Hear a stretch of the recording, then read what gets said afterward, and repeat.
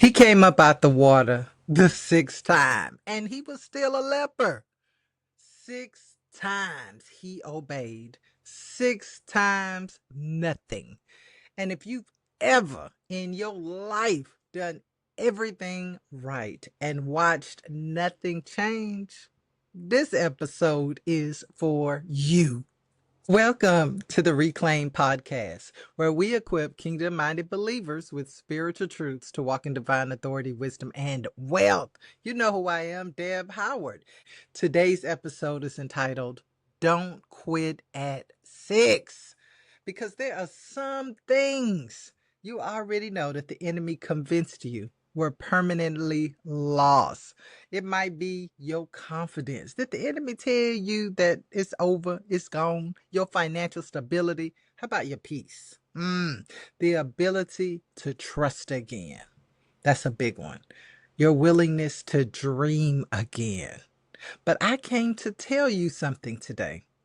God is not finished with your story. That's good right there. You may be standing in the middle of a process that maybe it doesn't seem to be working like you thought it would.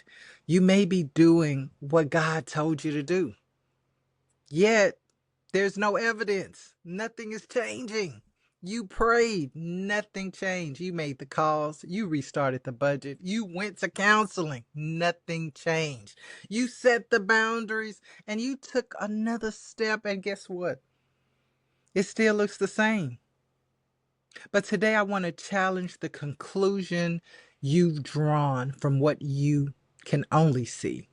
Just because nothing has changed doesn't mean nothing is changing. Oh, I want you to hear that one. Because some of you are not being denied, you're being developed. You're not at the end. You're standing at dip number 6, and you're one act of obedience away from discovering that the process that God had you in, listen, it was working the whole time. So I want you to take a breath, release that pressure, and ask Holy Spirit to show you tonight what you need to reclaim. Now listen, let's go to 2 Kings chapter 5 for a second. Because there is a particular kind of frustration that comes when you are almost there. When you've been faithful long enough to become tired, but not long enough to see the full manifestation. Oh, I've been there too. It's the frustration of having the evidence that God did speak. He did give you that instruction. He did show you that vision. He told you to do that. But there's no evidence that the situation is changing. Almost can become a dangerous place. Because when you're almost there, you could almost quit. You begin to say, listen, maybe this wasn't for me. Maybe I misheard God. I've been there.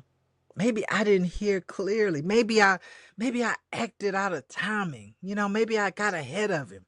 I've heard people say that, right? Maybe I got ahead of God. Maybe I misunderstood the instruction. Maybe I should stop expecting something different. But what if you are not receiving a final answer? What if your faith is being invited to go deeper? What if it is waiting on one more simple act of obedience? And that's what we're going to talk about today, because in 2 Kings, Naaman, oh, I want you to get this picture. He was the commander of the Syrian army. Listen, and they were a mighty army. Look, they wasn't nothing to be played with. He was powerful. He was a decorated, respected, and accomplished leader. You know the type. He had rank. He had access. He had influence, authority, and yes, he had money. When Naaman entered a room, the room got quiet. People still, they didn't move, right? Because there's something that occurs when someone of authority walks into a room. Sort of like if you were in a room and President Obama's just walked in, right? There would be, right? Ooh, there would be looks and ahs. That was Naaman. But scripture gives us a description of him that really changes everything. Naaman was a mighty man of valor, but he was also a man who had leprosy. Ah, he was a leper. You know, back in that day, leprosy was pretty visible, right? Because your skin showed it. Ah, yes, yes. You got paler, right? And there might be some other evidence that you were sick. And guess what? People didn't want to be around you. Now, here it is Naaman, who's this mighty man of valor. Ah, but he's got this condition that even his authority and money couldn't heal. Isn't that interesting? He was successful but still hurting. Listen, all of that strength he had, but he was grieving his own health. Naaman had learned how to command an army. Man, people were at his disposal, but he couldn't command his own body to be healed. Hmm. So, the first clue concerning his healing came from someone he might have never noticed. It was a young servant girl. Oh, yeah, who had been captured from Israel. She didn't have no title or nothing, y'all. She wasn't nobody important. No position, no wealth. She had no apparent authority in that household. Yet she carried information that could change Naaman's life. Man, he had leprosy, and in that day, there was no cure.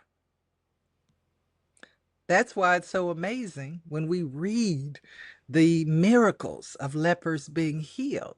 Oh yeah, there was no healing for that. But this young servant girl, someone completely unexpected, held an answer. See, the servant girl told Naaman's wife that there was a prophet in Israel who could heal him. Look at that. Don't miss it. The answer came through someone he could have overlooked. Heck, his wife could have overlooked her. But she was able to share something so valuable to him.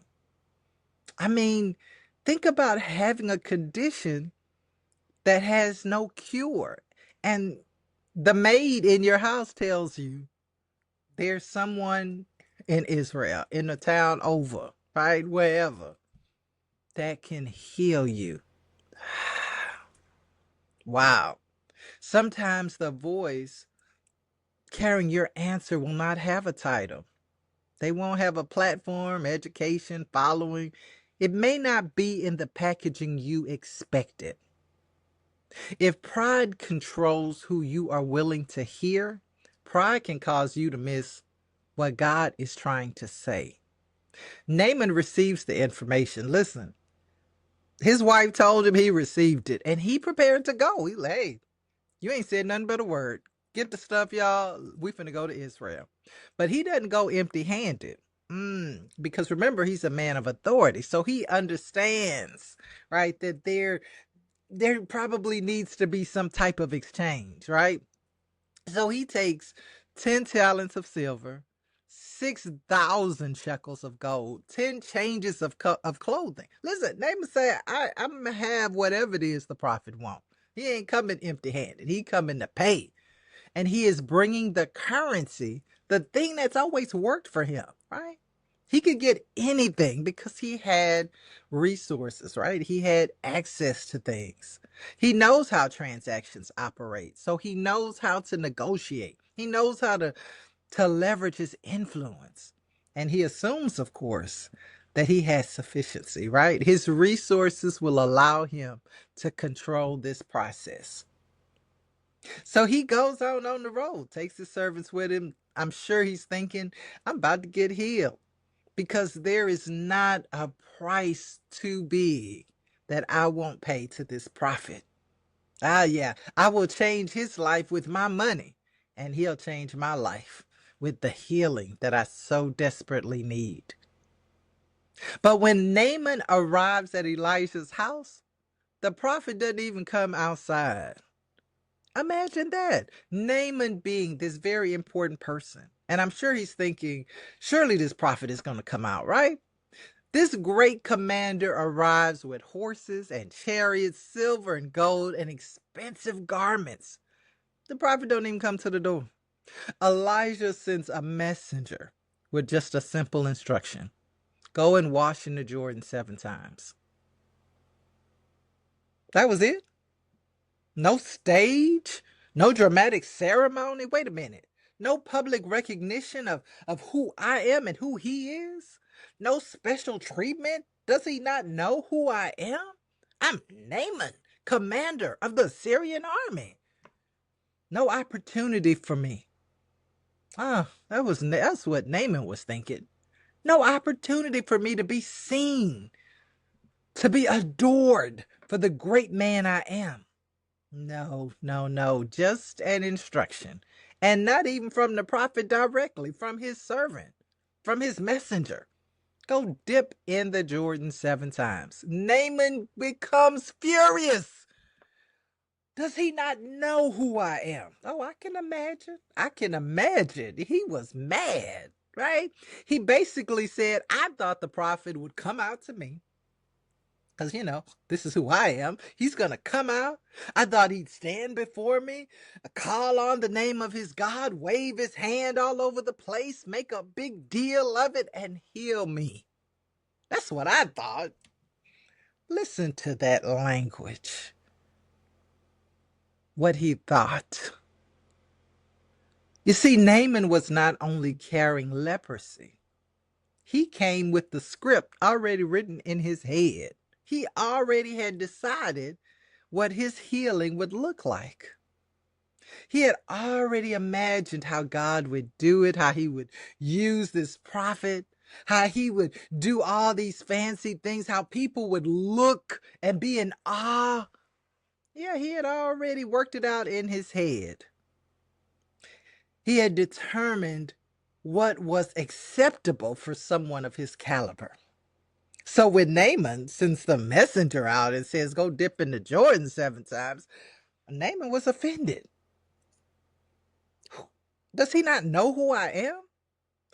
Then he says, aren't the rivers of Damascus better than all the waters of Israel? Couldn't I wash in them and be clean?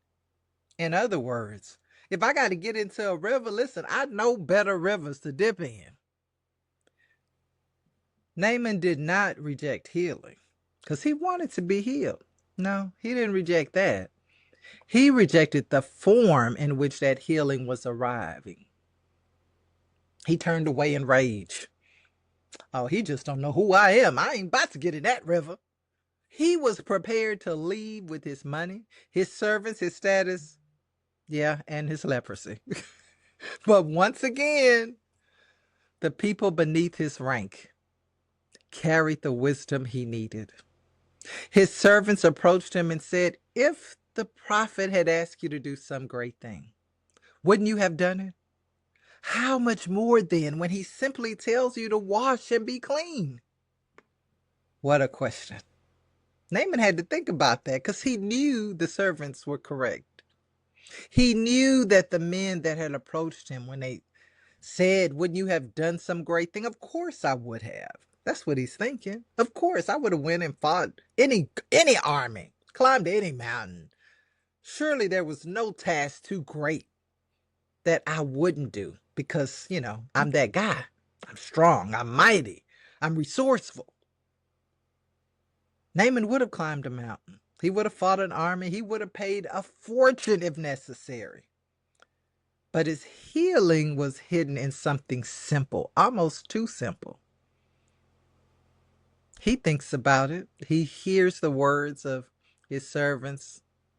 And I'm sure not happily, but he did. He goes on down to the Jordan. He steps into that old nasty water, that muddy water.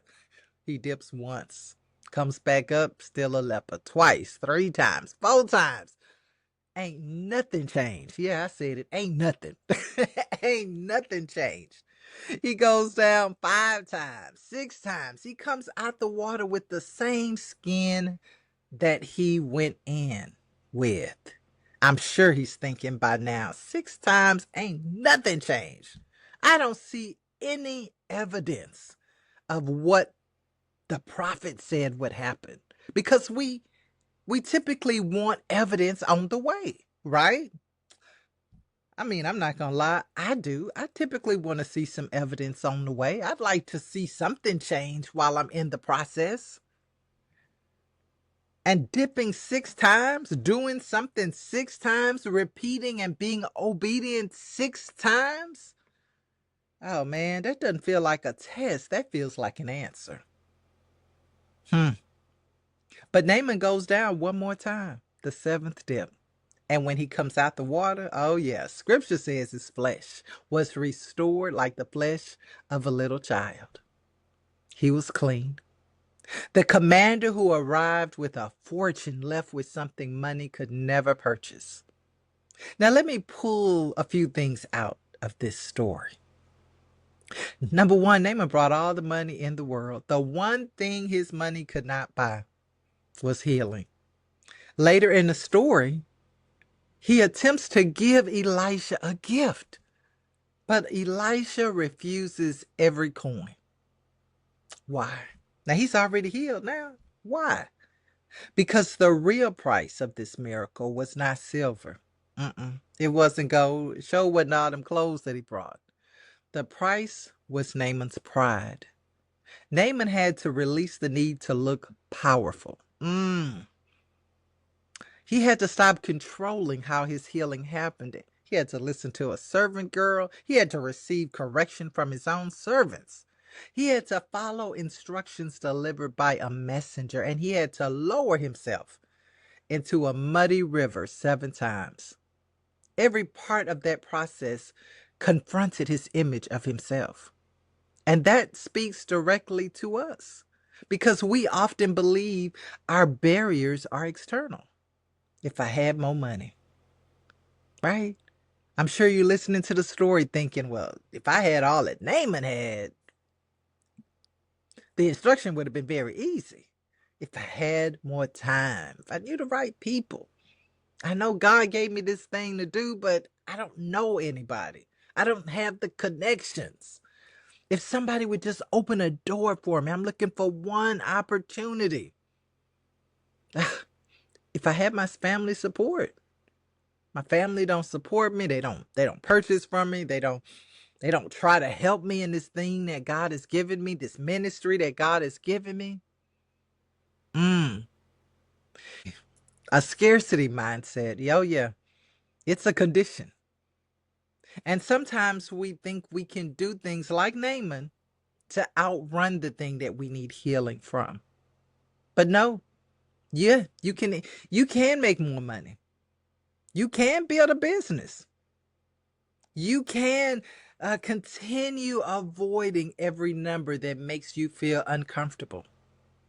Because abundance is not only about what comes into your hands, it's about what has been healed in your heart. So I want to ask you, what am I trying to pay money for? That God is asking me to pay for with my surrender.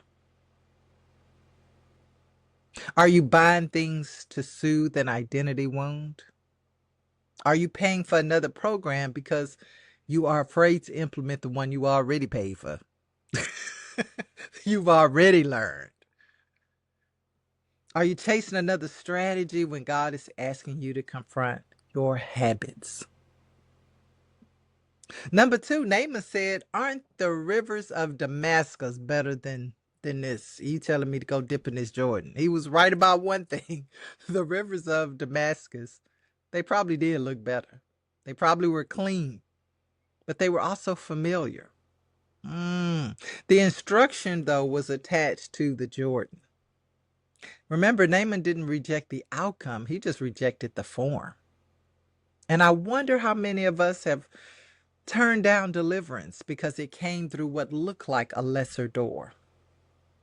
You prayed for a major opportunity, but God sent you a small beginning. You were looking for a powerful mentor, but God sent you an honest friend. You wanted that prophetic word to come from a famous voice, but God used someone you almost ignored. Let me say this. Pride will let you drown in a nicer river. I said it. Let me say it again, right? Pride. Pride will let you drown in the river that you choose. We can become so committed to the answer we imagine that we reject the answer that God sent us. The Jordan may look impressive, like that big church, right? It may look impressive. The Jordan may not look impressive. But if God's instruction is attached to it, the Jordan contains what your preferred river does not. Ah, do not despise small beginnings. And don't confuse the simple instruction with insignificant instruction. We got to know the difference. If there is an answer I have already been given that I have ignored because of how it arrived, I pray that God would open my eyes to it now. Oh, yeah, you should be thinking that. The simple is not the insignificant. Okay, number 3. Now we come to the peak of the story, y'all. Naaman dips. Remember that, right? He checks his hand. I'm sure he did, because I would. When he dipped down that first, second time, I know he kept looking at his skin and still noticed that nothing had changed. The condition was still there.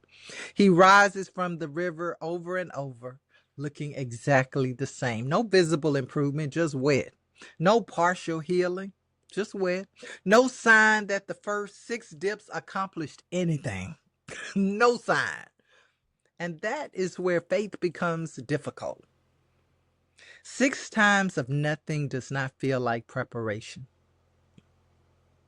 It feels like rejection. Doesn't feel like progress.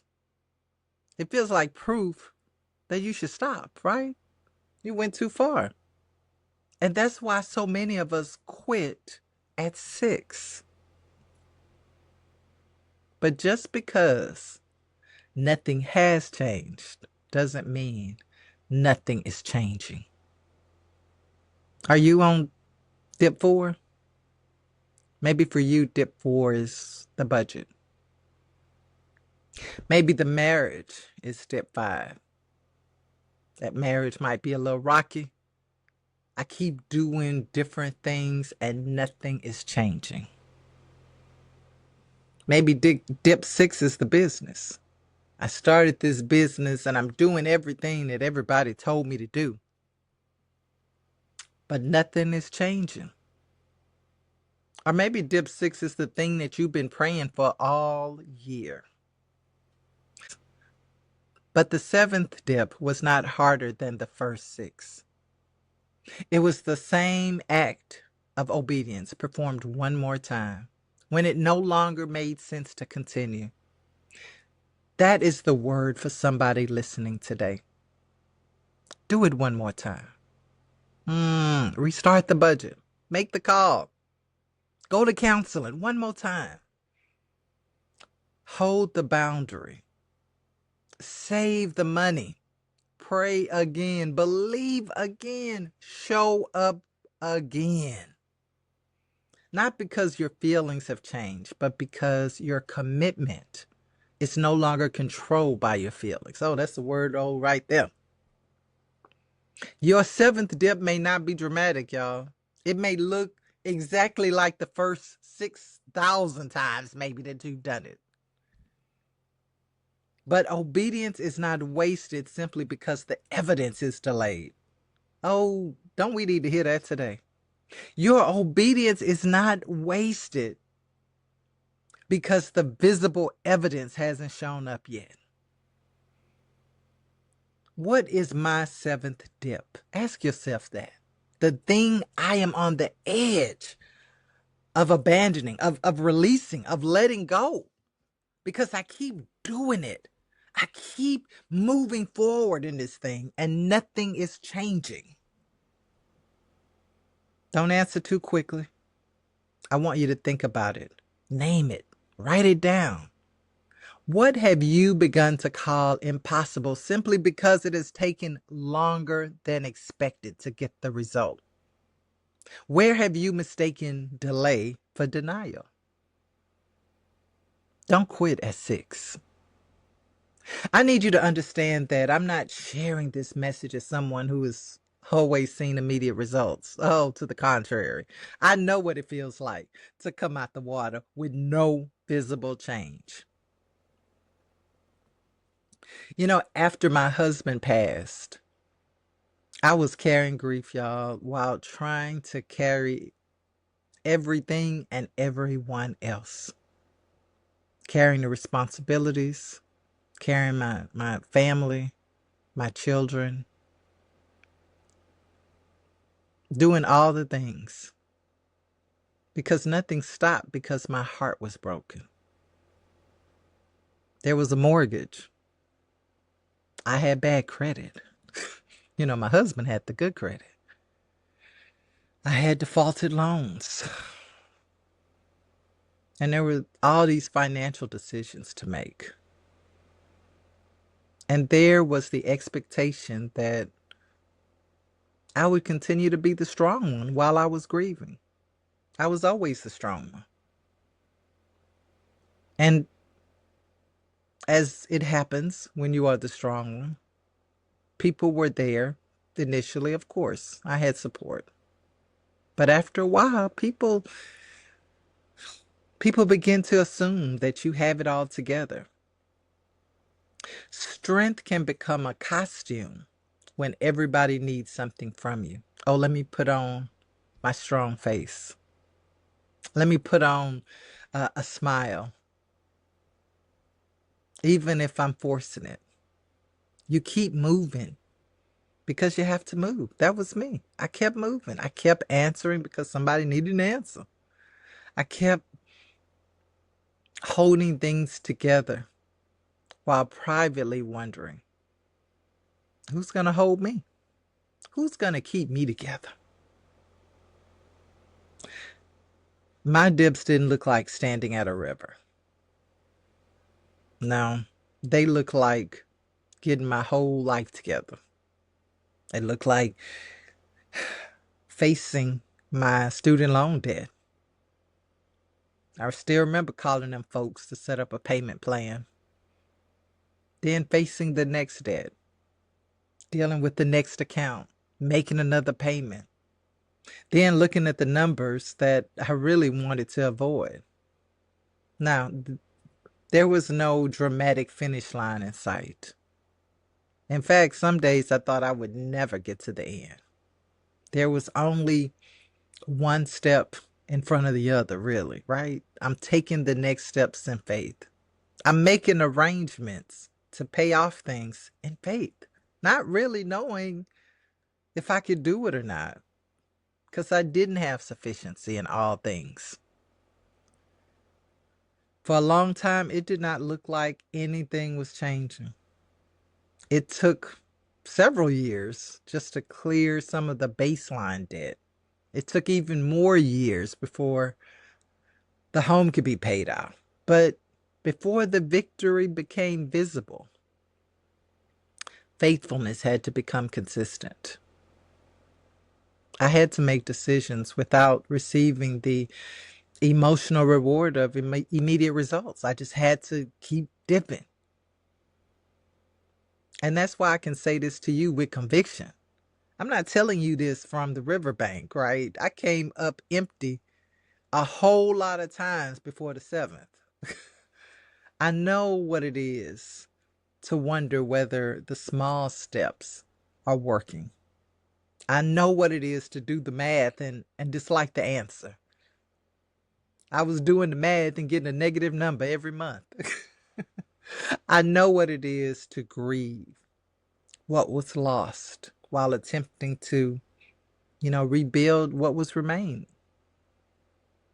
But I also know that God can take your repeated acts of obedience and build a testimony from them.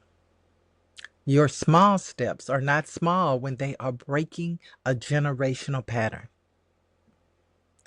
You may not feel powerful while making them. You may not feel spiritual. You might not get chills up your spine. But every faithful decision, every faithful step of obedience is teaching your life a new way to live. Let me bring the prophetic and the practical together. A woman with strategy and no healing can sabotage the strategy. Ah, yeah. But healing with no strategy can leave you broke and blessed. You need both. You need faith and math. Yes, we do. We need prayer and a plan. You need revelation and responsibility. I believe in all of it. You need healing for the fear that makes you avoid the numbers. Because that's fear, the apprehension. You need healing for the fear that makes you avoid the numbers and a system that tells your money where to go. You need freedom from scarcity and an automatic savings transfer. You need deliverance from people pleasing and a boundary you are prepared to hold. You need to believe that God is your provider, and you need to become a faithful steward of what He has already provided. God is bringing the two halves together. You shouted about increase, but listen, you didn't have a spending plan. You declared abundance, but continued avoiding your accounts, your bills, your responsibilities. Your seventh dip starts today. It may be restarting the budget. It may be canceling something you no longer need because what you confront, yeah, can be changed. Oh my gosh.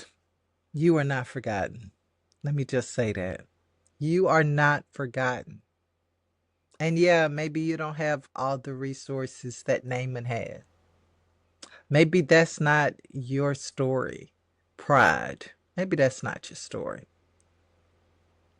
Maybe the next step that you haven't taken is your story.